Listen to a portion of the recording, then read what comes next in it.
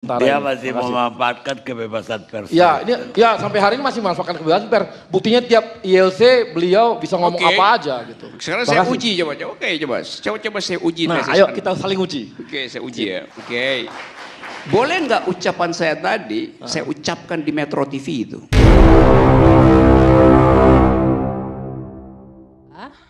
Kenapa Rocky Gerung di-ban? Apa karena terlalu vokal kritik pemerintah? Silakan dijawab teman-teman. Pertama adalah gini, tentu narasumber punya kesibukan masing-masing, gitu ya, dan yang nggak juga selalu kita bisa hadirkan dia. Bukan cuma Rocky Gerung kalau itu. Jadi banyak juga narasumber kan yang mungkin kalau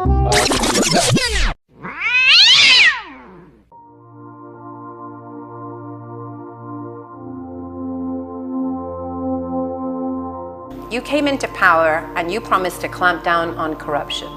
But when there was a chance to stop the weakening of the Anti-Corruption Commission, you could have stopped that, but you didn't. Why not? One of the things that you've always talked about is bringing more foreign investors to Indonesia. It's a big part of your plan.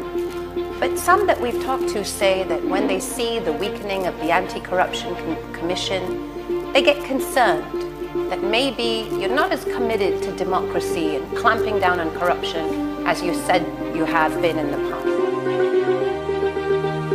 Let's talk about a new project. It's the Omnibus Law, and it's very wide-ranging.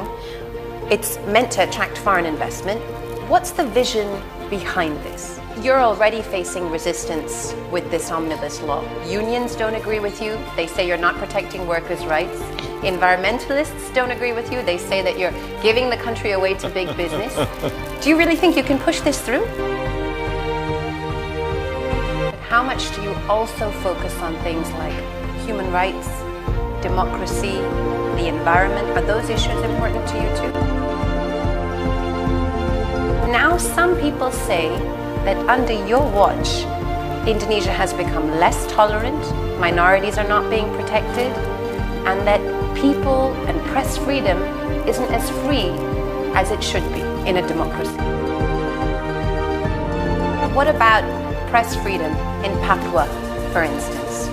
You're very popular there, according to the last election. But at the same time, I can see the difference. Journalists cannot go to Papua as much as they could have in the past. Information is being restricted. The internet was shut down. What kind of signal are you sending to the outside world?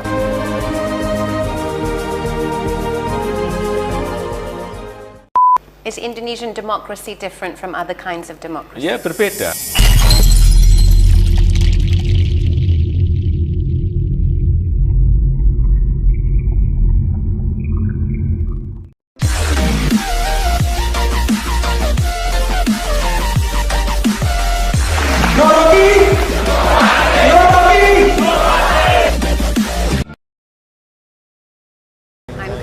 From BBC News. How are you? Okay. Thank you, Mr. President, for joining us in this BBC interview.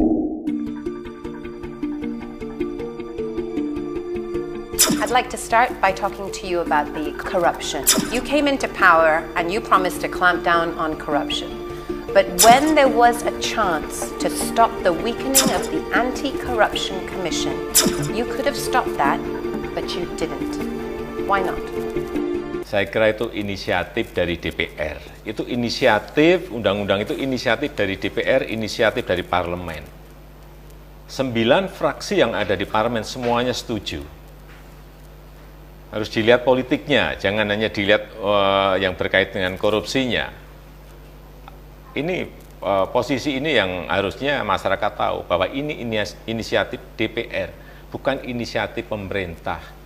Tetapi saya melihat memang KPK itu perlu adanya pengawasan. Saya juga diawasi kok oleh DPR. Lembaga lain juga diawasi. Saya kira sekali lagi di dalam alam demokrasi, check and balances is very important. Kan ngaco.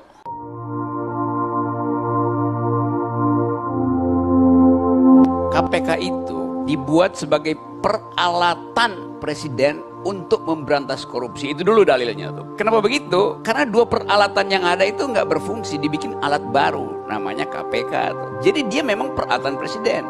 Nah sekarang presiden mau memperkecil alatnya sendiri. Kan ngaco.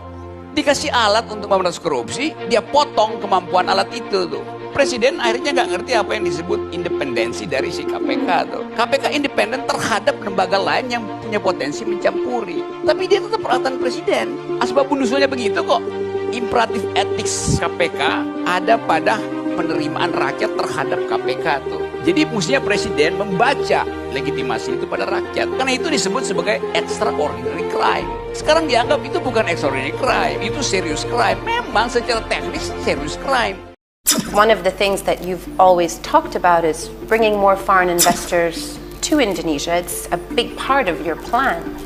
But some that we've talked to say that when they see the weakening of the Anti-Corruption Commission, they get concerned that maybe you're not as committed to democracy and clamping down on corruption as you said you have been in the past.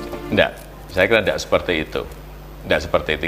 Akan kita lihat, ini kan baru dimulai, akan kita lihat setahun ke depan, akan kita lihat 2 tahun ke depan, seperti apa, 3 tahun ke depan, ini baru mulai, jangan pesimis dulu, nggak boleh.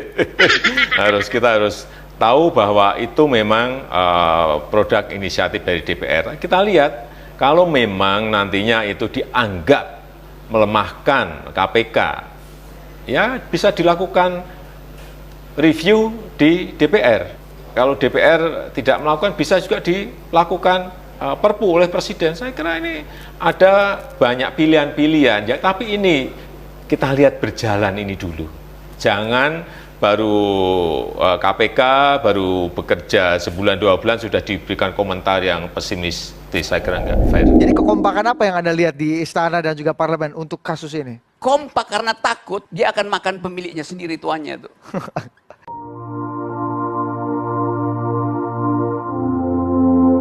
Tapi dia jadi extraordinary karena dibandingkan maling itu kalau dia bongkar misalnya garasi presiden, terus dia mau nyolong mobil SMK-nya presiden, dia berpikir bahwa dia kemungkinan ditangkap karena dia nggak punya kuasa.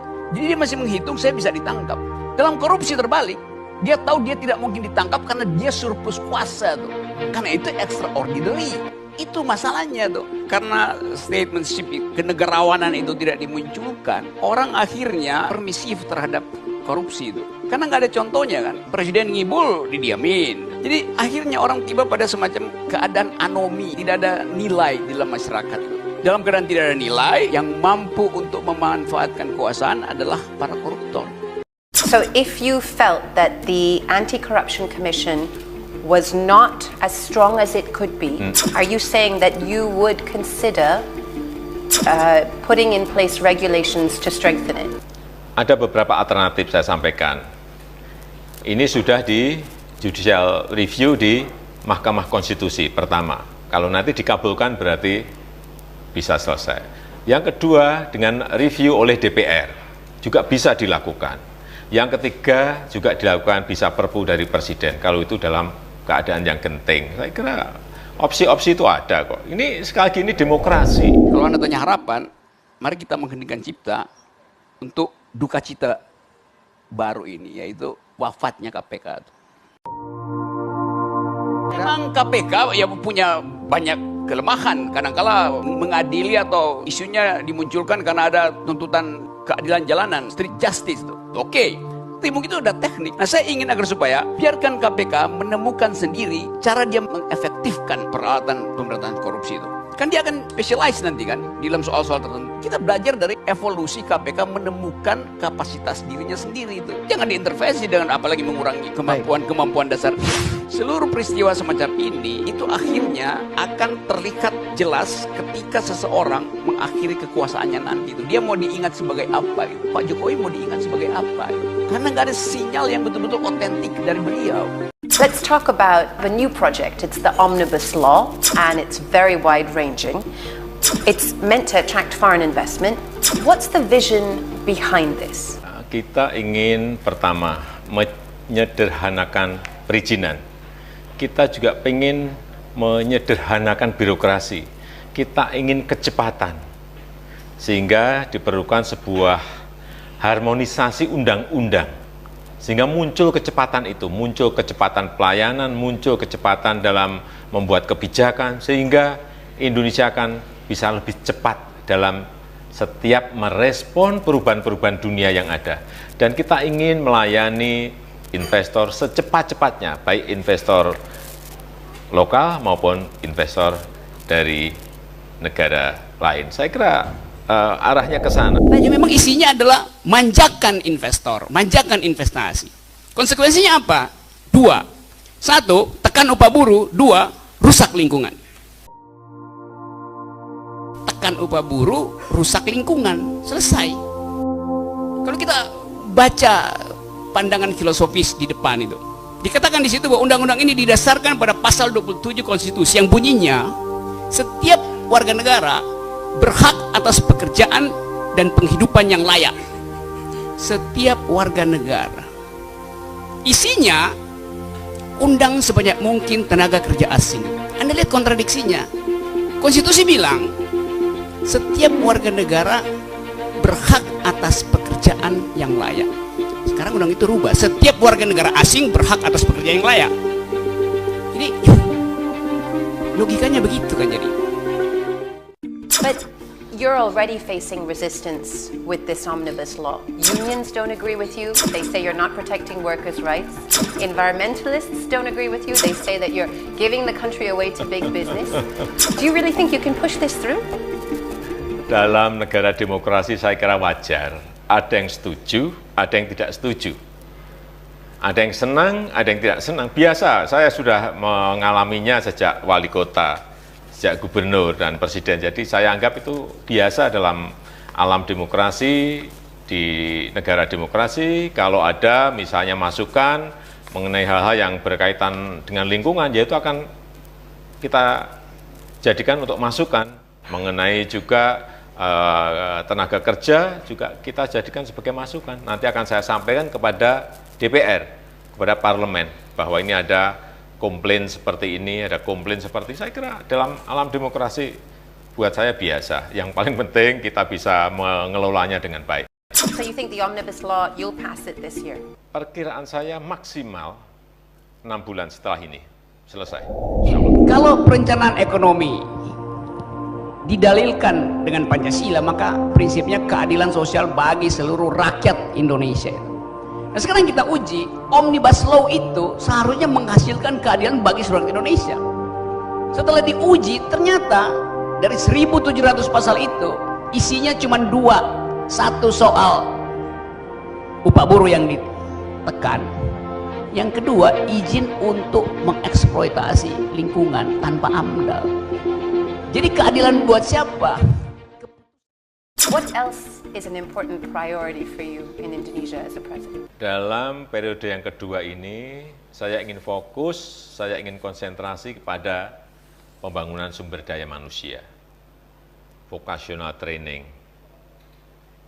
upscaling, kemudian reformasi di bidang pendidikan, sehingga muncul sebuah SDM yang memiliki kualitas yang baik. Goalnya ke sana, ini akan kita mulai. Dan dari situlah kita akan bisa menciptakan lapangan pekerjaan yang lebih banyak.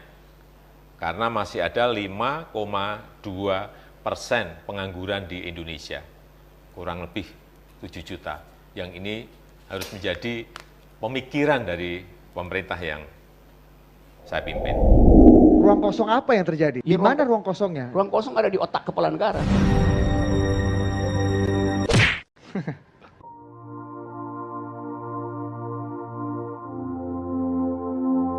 Hukum di Indonesia itu bukan akibat dari konsepsi keadilan, tetapi akibat dari instruksi politik. Maka kita tahu apa yang terjadi di balik meja birokrasi, di balik meja parlemen, yaitu transaksi keuangan, di balik tembok istana, yaitu korupsi. Jadi jangan bicara normatif tentang hal yang secara deskriptif kita lihat setiap hari. Kalau saya melihat dua kecenderungan pada Jokowi 5 tahun pertama sampai hari ini. dia menganggap hukum banyak menghambat. Muncul RUU Omnibus Law yang ingin menyederhanakan semua dianggap hambatan pada Omnibus Law. Yang kedua, ada hal-hal tertentu yang dia kehilangan narasi. Tadi yang saya bilang dia miskin narasi soal hukum. Jadi dua hal ini yang selalu muncul.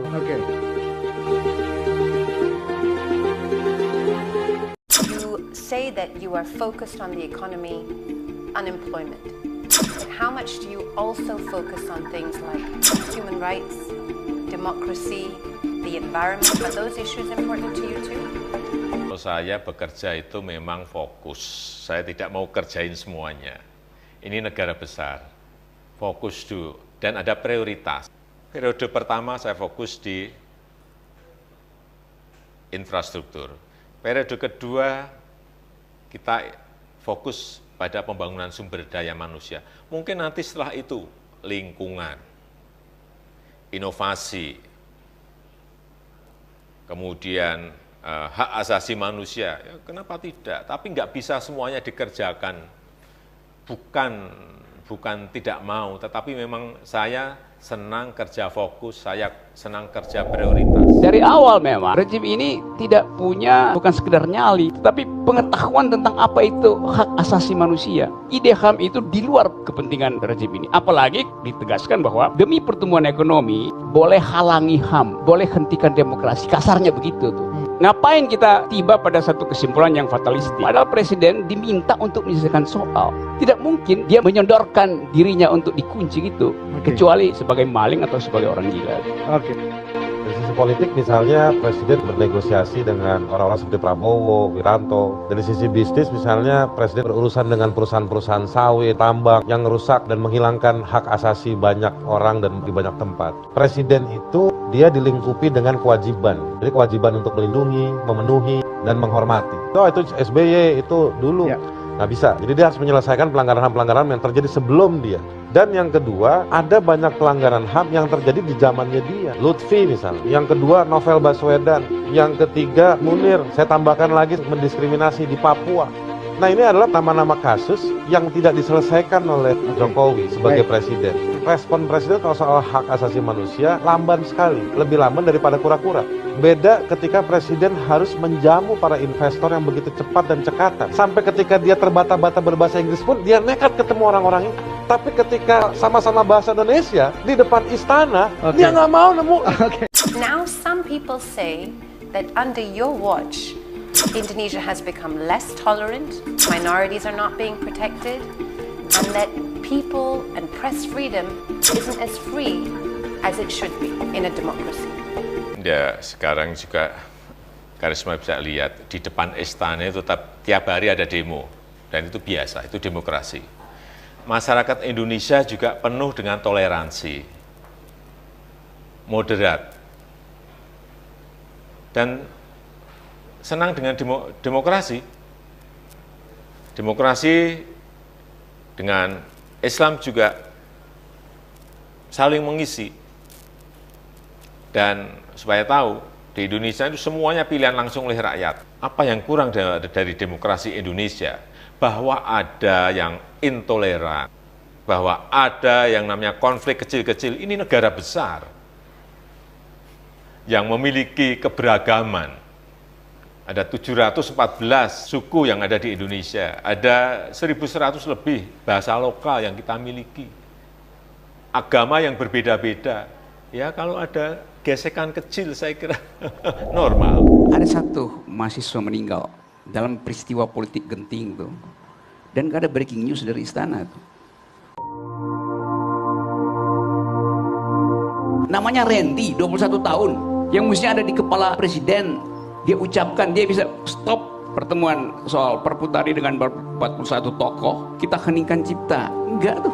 Jadi dianggap sebagai itu adalah risiko. Lo mestinya demokrasi menjamin gak ada satu tetes darah pun tumpah gitu.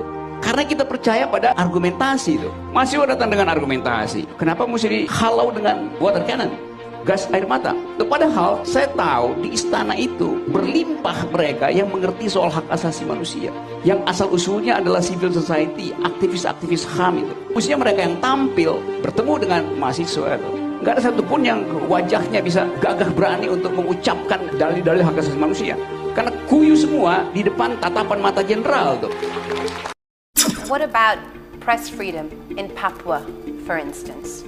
You're very popular there, according to the last election. But at the same time, I can see the difference. Journalists cannot go to Papua as much as they could have in the past. Information is being restricted. The internet was shut down. What kind of signal are you sending to the outside world? 5 tahun yang lalu, supaya diingat, 5 tahun yang lalu, saya buka Papua untuk seluruh jurnalis, baik di dalam negeri maupun dari jurnalis asing. Kita buka, terbuka. Tetapi pada saat kemarin terjadi peristiwa kerusuhan, tentu saja negara harus mengamankan rakyat di Papua. Karena kita sedang membangun ekonomi Papua, kita sedang membangun infrastruktur Papua, kita melakukan pendekatan kesejahteraan untuk Papua. Dalam 5 tahun, saya datang ke Papua 13 kali. Coba cek, Karisma cek. 13 kali saya ke Papua untuk memastikan bahwa pembangunan, bahwa kesejahteraan masyarakat Papua meningkat ke arah yang lebih baik. Bahwa ada kurang, ada yang senang, ada yang tidak senang, saya kira biasa. Tapi juga diingat, dalam pilihan presiden kemarin, Papua memberi kontribusi 90% memilih saya. Mereka mulai bercerita bahwa bagi kami nggak ada soal perbedaan agama, etnis, segala macam itu. Tetapi kami tahu bahwa Jakarta tidak punya konsep tentang keadilan bagi Papua. Desember tahun lalu, saya naik Gunung Siklop, persis di depan Bandara Sentani, 15 jam karena harus merangkak itu. Bersama-sama pemuda Papua, campuran Muslim dan Nasrani. Lilin Natal itu dinyalakan oleh seorang perempuan Muslim. Doa buat si perempuan Muslim diucapkan oleh seorang laki-laki Papua.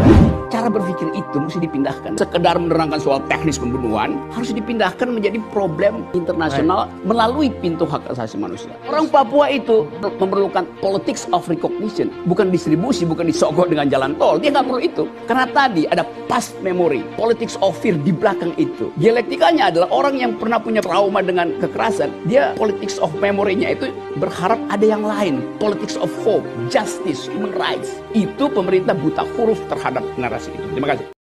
People are unhappy with the fact that the internet was shut down. Is this what a democracy in Papua looks like? Ini sekali lagi karena kita di dalam media sosial itu banyak sekali berita-berita fitnah, berita-berita bohong yang dalam sebuah peristiwa riot, peristiwa kerusuhan, ini yang harus kita kelola agar tidak menyebar kemana-mana. Saya kira biasalah, apa kita menghentikan dalam sehari 2 hari atau seminggu, tapi setelah itu, setelah normal ya fasilitas itu kita buka kembali. Tidak hanya di Papua kok, di Jakarta waktu terjadi kerusuhan juga kita lakukan sehari 2 hari. Papua perlu martabat, bukan martabak. Peristiwa di Ambon, kata Wiranto, sebaiknya pengungsi itu pulang ke rumah supaya tidak membebani negara. Perspektifnya itu adalah supaya tidak membebani negara. Jadi passion terhadap penderitaan orang nggak ada. Itu juga memperlihatkan bahwa seluruh peralatan yang dimiliki oleh negara tidak berbasis pada empati. Kalau Pak Jokowi ngomong kayak Bung Syaan, itu lain opini publik terbentuk itu. Dia mampu untuk membaca antropologi Papua itu. Nah ini presiden di-brief oleh penasihat keamanan tanpa basis antropologi. Kalau kita bilang NKRI harga mati, mestinya itu tidak diucapkan oleh Jakarta. Harus datang dari hati nurani orang Papua, orang Aceh, orang Ambon, orang Minahasa, orang Bugis. Identitas tidak mungkin hidup kalau dibilang ini harga mati, itu ditaruh di belakang lah. Biarkan dia berkembang, berupaya untuk menemukan momentumnya sendiri. Nanti orang sendiri akan ucapkan, oke, sekarang NKRI harga mati. Tapi bikin dulu NKRI harga yang menghidupi mereka yang tersisih. So you think those kinds of measures necessary in a big country like this, even though it's a democracy? Iya, mengelola negara sebesar ini dengan kebebasan yang kita berikan kan pasti ada rambu-rambunya. Kalau demonstrasi nggak ada masalah, tapi kalau sudah rakyat, sudah rusuh, kita harus melakukan sesuatu agar rakyat yang lainnya tidak mendapatkan kerugian. Ucapan presiden itu akan berakibat panjang pada sistem konstitusi kita. Dia menyebut kebebasan yang telah diberikan oleh siapa? Bahkan konstitusi tidak memberikan kebebasan. Tugas pemerintah adalah melindungi kebebasan, bukan mengambil ulang. Tugas pemerintah adalah melindungi kebebasan, bukan mengambil. Dan Indonesia adalah negara dengan penduduk muslim terbesar di dunia. Tetapi Indonesia ini sekali lagi beragam. Masyarakat di Indonesia ini DNA-nya adalah toleran dan moderat. Apa yang dikhawatirkan? Bahwa ada biasa gesekan kecil-kecil itu biasa. Kalian nggak baca segala macam tuh. Bukan tugas rakyat untuk membaca undang-undang. Tugas pemerintah adalah membuat rakyat percaya bahwa undang-undang itu adil. Ya presiden berbohong. Karena disebut Pinocchio kan. Kenapa kita nggak bisa ucapkan itu supaya kita ada kejelasan tuh. Yang dimaksud dengan berjalan tempo benar-benar pembohong. Biarin aja kita diskusi itu tuh sebagai fakta jurnalisme itu. Lalu kita olah supaya kita tahu mengapa sampai anak STM turun ke jalan. Lalu tiba-tiba ada booster istana membuli anak STM. Kan ngaco kan? Lalu itu tentu saja anak STM itu nggak bisa nantang debat dengan booster istana. Malah anak STM bilang, gue tahu rumah lu di mana, gue samperin lu. Tetapi yang jelas bahwa ada semacam psikologi umum yang merasa bahwa ada yang nggak beres, ada yang nggak adil, ada problem etis luar biasa. Diselesaikan dengan cara teknis. Perpu itu urusan teknis. Cukup 3-4 orang diundang ke istana. Kenapa dipamerkan di situ? Seolah-olah masyarakat umum mengerti bahwa udah diselesaikan soal itu di meja makan presiden. I've heard that these conflicts are not small. People tell me that in Indonesia today, Buddhists are getting harassed. Christians cannot pray in their places of worship. They're not allowed to build their own churches. And you have situations where people are getting flogged for having affairs in some parts of the country. How much power do you have to ensure that this country goes in the direction that you want it to go? Ya, konstitusi kita, undang-undang kita memang memberikan otonomi kepada provinsi, gubernur, kepada bupati, kabupaten, kepada wali kota di kota-kota yang ada. Memang memberikan otonomi. Tetapi juga perlu diingat, ini adalah negara kesatuan Republik Indonesia yang budgetnya, budget provinsi, budget kota, budget kabupaten, anggarannya 80%, hampir 80% berasal dari pemerintah pusat. Memang kadang-kadang ada perbedaan antara pemerintah pusat, provinsi, kabupaten, dan kota. Tetapi sekali lagi, ya inilah demokrasi.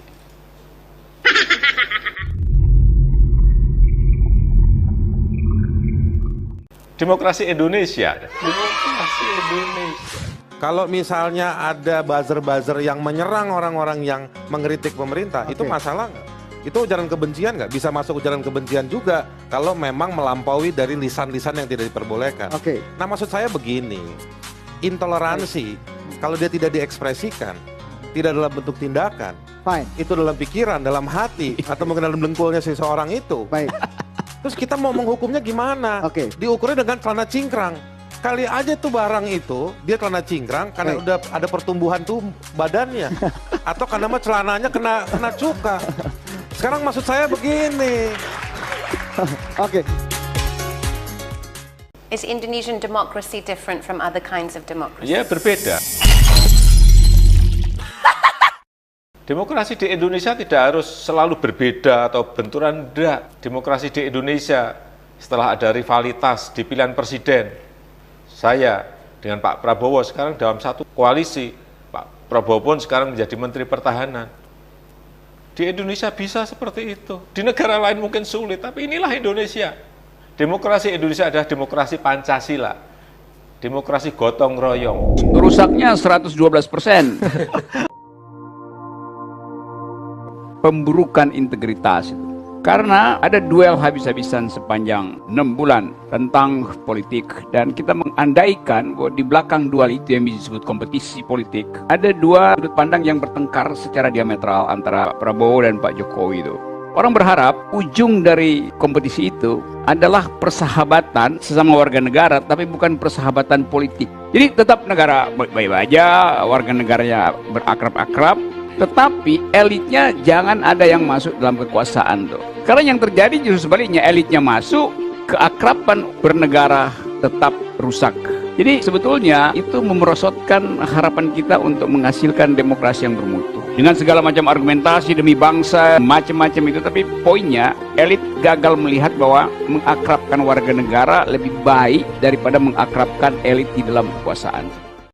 What are the rights that you want to protect of your citizens? Is it more important to protect economic rights so that people have jobs and have good, strong careers and futures?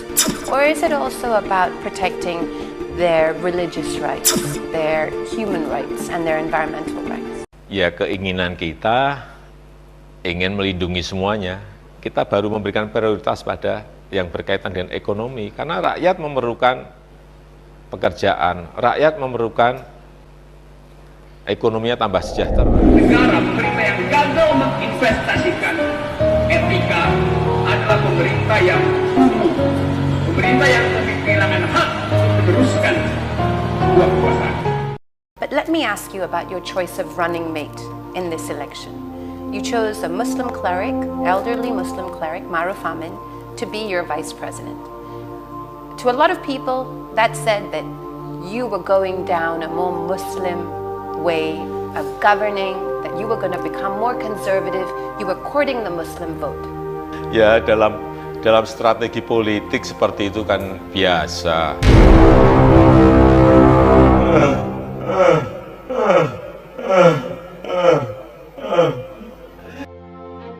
And you're confident that the religious harmony that Indonesia has been known for in the past, that's something that's being protected even under your watch, under your leadership? DNA masyarakat Indonesia adalah toleransi, moderat. Itu yang saya lihat, bahwa kadang-kadang di bawah, di grassroots ada sedikit gesekan. Saya kira ya itulah demokrasi, tetapi kadang-kadang juga banyak yang menggunakan agama untuk politik. Ini juga harus dilihat, jangan dilihat itu hanya masalah agama saja, bukan. Sering itu digunakan dalam berpolitik. Ini yang mulai harus kita sampaikan, edukasi masyarakat agar tidak para politikus itu menggunakan agama sebagai permainan politik.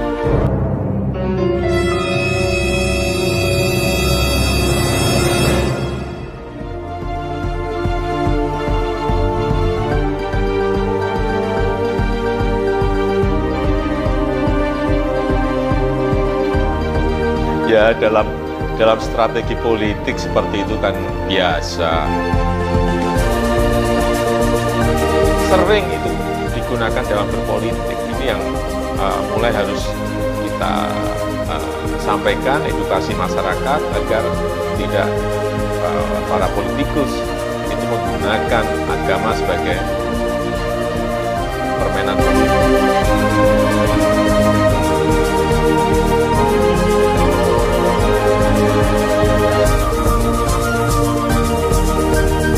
So, do you think that a non-Muslim could be the president of Indonesia? Ya, kenapa tidak? Kalau rakyat menghendaki, ini demokrasi. Kalau rakyat menghendaki, kenapa tidak? Indonesia has had a bad experience in the past with dynasty politics. Would you stop members of your family from getting into politics? Dinasti politik itu kalau kita menunjuk keluarga kita untuk menjabat. Misalnya, saya menunjuk anak saya jadi menteri. Tapi kalau seorang keluarga, anak, misalnya mendaftarkan diri berpartisipasi dalam pilkada di daerah, yang menentukan rakyat, yang menentukan bukan Jokowi, rakyat yang menentukan. Including your kids? Iya, tentu saja. Dan saya sudah sampaikan, saya tidak akan kampanye untuk anak saya. Thank you very much, sir. Thank you so much for joining us. Terima kasih. Yes. Karisma.